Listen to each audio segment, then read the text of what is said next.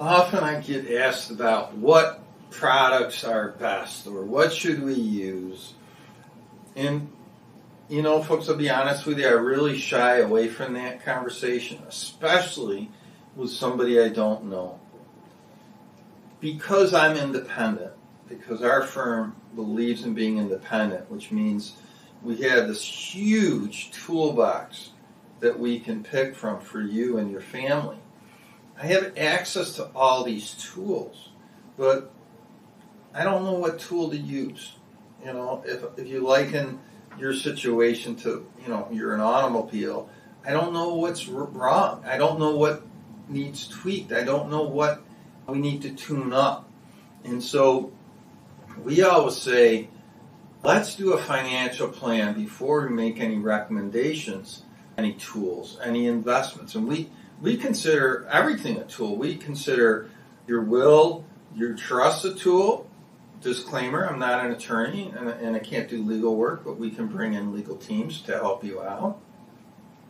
We would consider beneficiary form a tool, especially for estate planning and dissemination of assets in a very quick and efficient way. Life insurance is a fantastic tool for creating legacies and preserving wealth and developing. One of the keys to life insurance is that benefit is income tax free. Now, for those of you with large estates, life insurance, listen closely, is not tax free.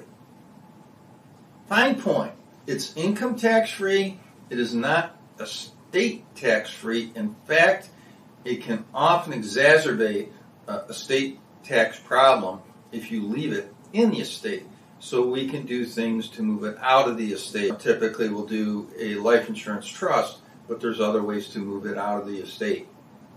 Now on products. Remember I said that I'm an independent and we have access to all these different tools.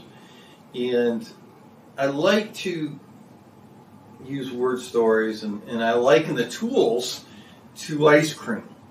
And this is something that people like to talk about, obviously, and can understand. But if you walked in and, how like when you go to Baskin Robbins or any of those other ice cream places, they have all those different flavors. And of course, you kind of know what you like now.